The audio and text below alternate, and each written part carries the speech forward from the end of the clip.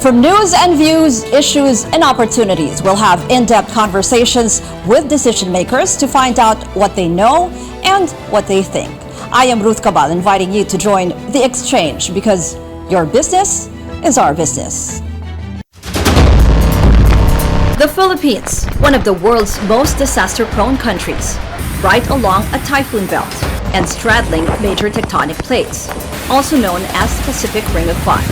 These make storms, landslides, flash floods, and earthquakes common, but always unfortunate incidents. Oh my God! Destroying properties, livelihood, and human lives. The recent 7.1 magnitude quake that hit the north has revived discussions on a bill creating a Department of Disaster Resilience, which the former Congress failed to pass. And science and technology is taking center stage to help our kababayans prepare and recover from calamities. The vision of a disaster-ready and resilient Philippines in our C-Suite Vision.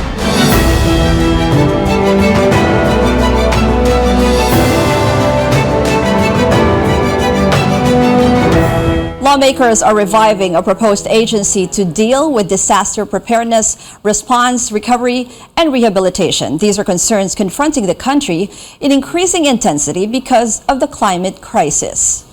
Can a new department provide a better response to disasters? Let's have an exchange with National Resilience Council Executive Director Silvestre Barameda Jr. Thank you for joining us, Silvestre. Thank you, Ruth. The National Resilience Council is a partnership of the private sector and the government. Considering the interests of both, how do you view the proposed Department of Disaster Resilience? I think the proposal for a new department is a good opportunity for us to revisit the lessons learned in the past few years, especially right now na nasa pandemic pa tayo. And I believe that every time there are certain hazards na nag-impact sa ating local governments as well as communities, nandyan yung mga proposals to really come up or amend the existing law, which is RA 10121. So coming up with proposals in establishing a Department of Disaster Resilience is a good, I think, opportunity for us to come up a more solid stance when it comes to resilience.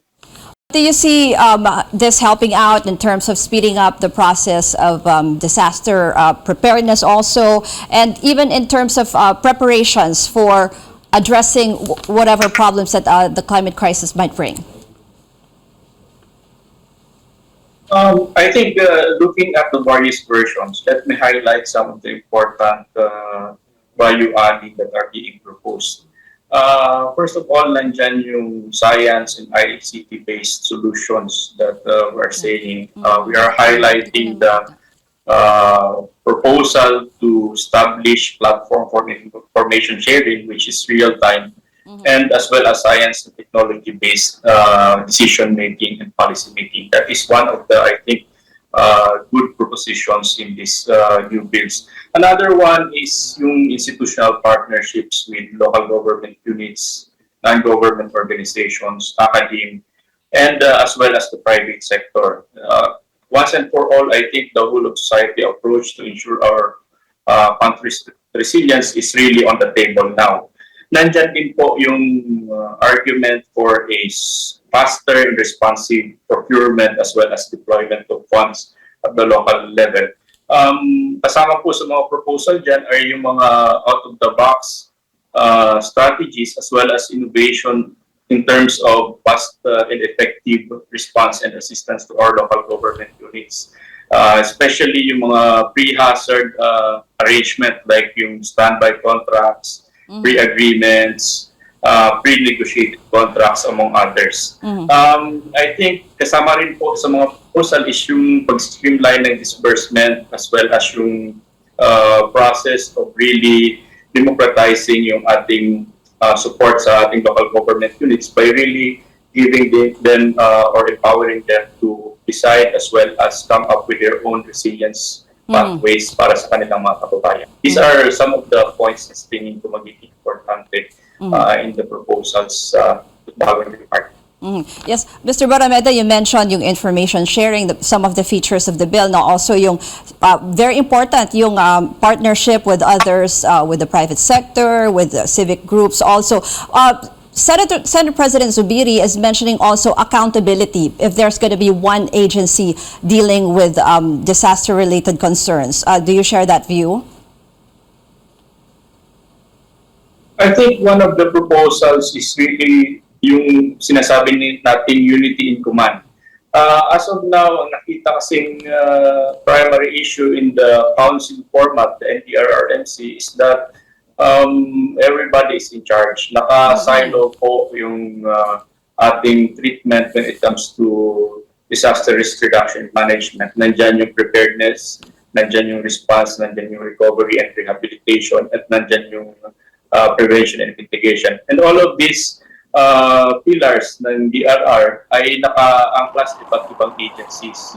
And beyond that, these agencies are also busy in doing the mandate talaga na kumbaga core function nila. And yung DRR is basically one of the functions on top of what they are doing right now. So sa tingin ko, for the purpose of unity in command and coordination, seamless partnerships among agencies as well as non-government sectors, magandang pag-isipan yung sinasabi nating centralized command structure sa ating bagong proposed na Department of Resilience. But sa tingin ko, this should be vetted among all sectors as well as stakeholders para mabalansin natin yung top-heavy versus bottom-up approach na there are some decisions that should also come from the communities, and accountability should be shared with the communities.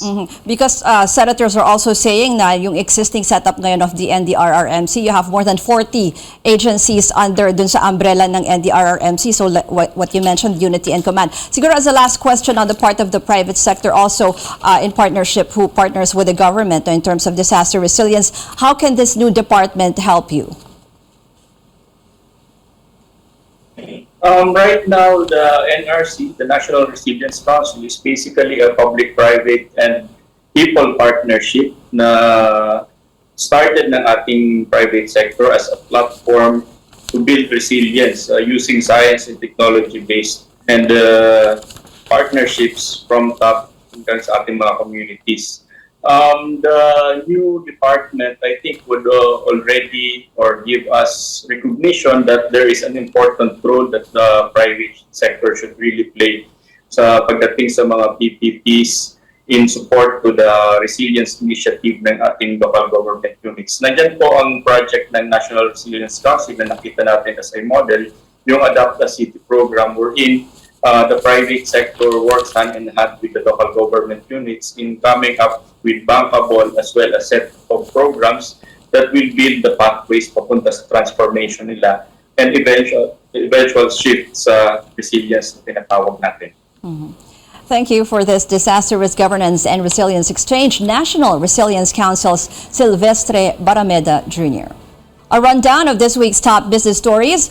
Globe Telco and other industry players have begun building the country's longest submarine fiber cable network worth $150 million, or roughly 8.3 billion pesos. San Miguel Corporation closed the first half on a strong note, posting a consolidated net income of 19.8 billion pesos. And SM Investments Corporation says it got the green light from the Securities and Exchange Commission to acquire the 81% stake of All First Equity, which is the holding company of Philippine Geothermal Production Company. This means SMIC will fully own the geothermal operator. Coming up on the exchange, where your business is our business, how can micro, small, and medium enterprises, or MSMEs, become more resilient against disasters? The Asia-Pacific Alliance for Disaster Management Philippines joins us. And we find out about initiatives to strengthen disaster preparedness and response. Keep it here on CNN Philippines. News you can trust.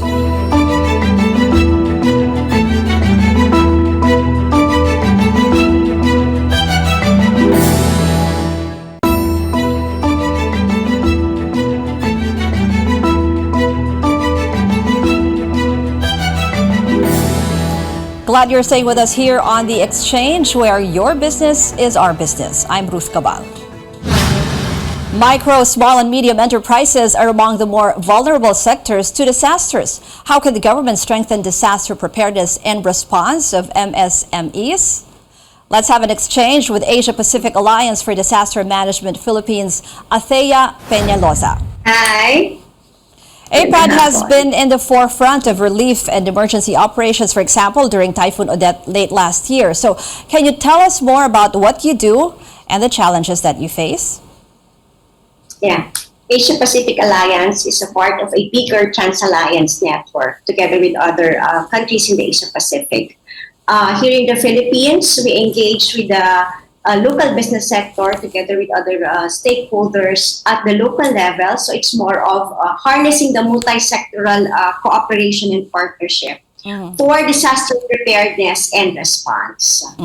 So you mentioned, aside from helping out the residents, also the communities, you partner with the local business sector. So how vulnerable is the business sector to these disasters?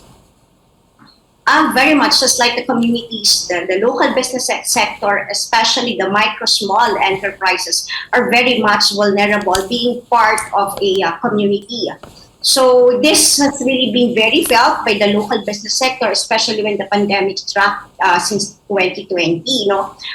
So very vulnerable siya in terms of their location, especially if they're situated in high-risk area, their capacity also to rebound after the disaster. So these are the things that we really need to address in terms of the local economy and the MSME in particular. A lot of government officials, even President Marcos himself, are talking about focusing on helping the MSMEs, not just with the pandemic, but also the effect of the disaster. So how do you think the proposed Department of Disaster Resilience can help in terms of that? Yeah, kahit in any kind of new government plan, if there's a planning an agency or department, as long as it should have a localized approach, that is the best and effective disaster management. We should be engaging with the local people because they are the first responders. So this should really be in the heart of any kind of bill right now, any kind of plan the current government, the present government will have for now and in the future. It should have to be a localized approach.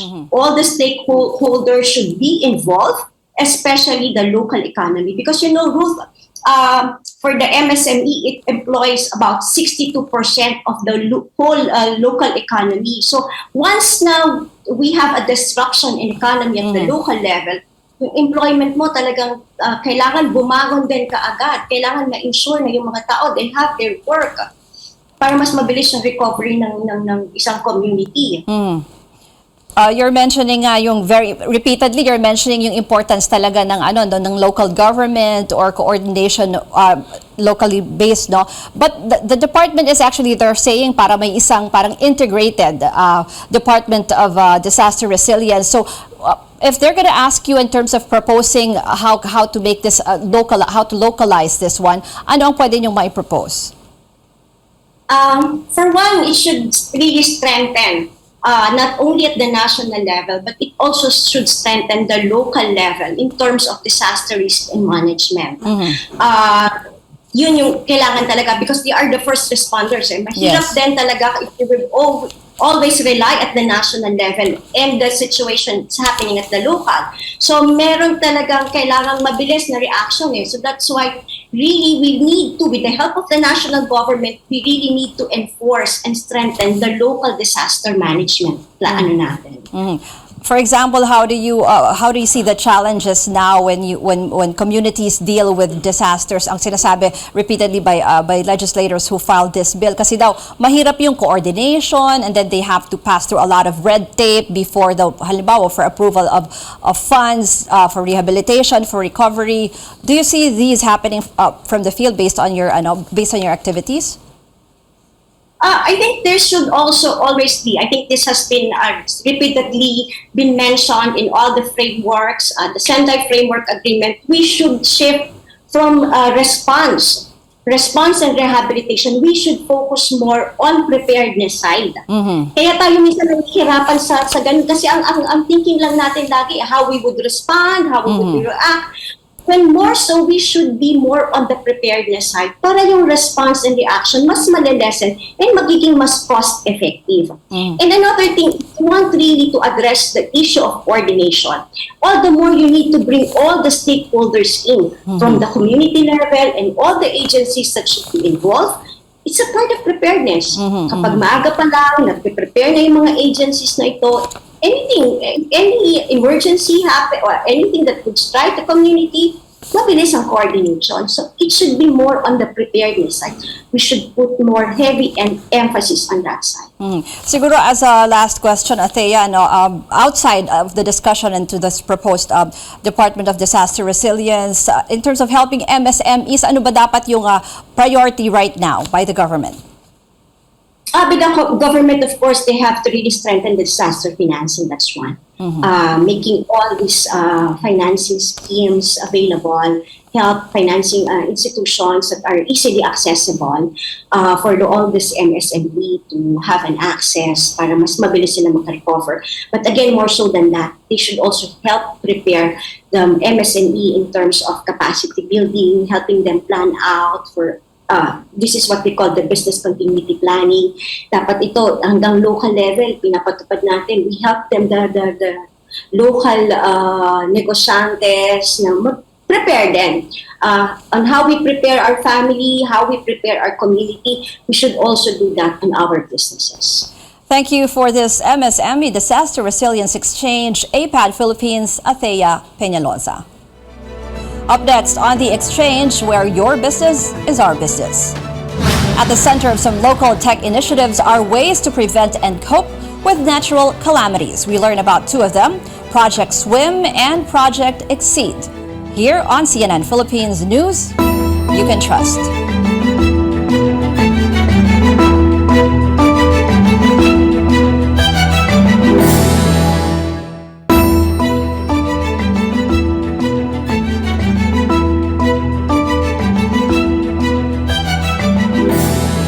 Welcome back here on The Exchange, where your business is our business. I'm Ruth Cabal.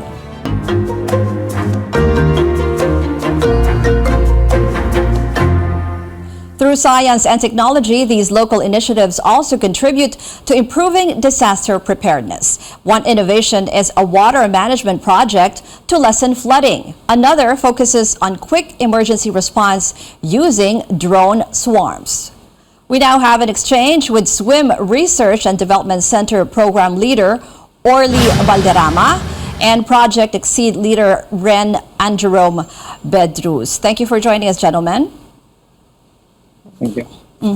Let me ask both of you, what do you think is the role of science and technology in terms of improving disaster risk governance? Let's start with Orly. Yeah, the role of science and technology is so primordial because this is where we make decisions in terms of designing our infrastructure and also improving decision support system for our stakeholders.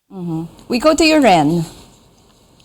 For me, science and technology is very important because we could be more prepared for disasters and mitigate their effects if we have better technology. So example for this is investing, for example, in early warning devices so that the people will know beforehand if there's an impending disaster.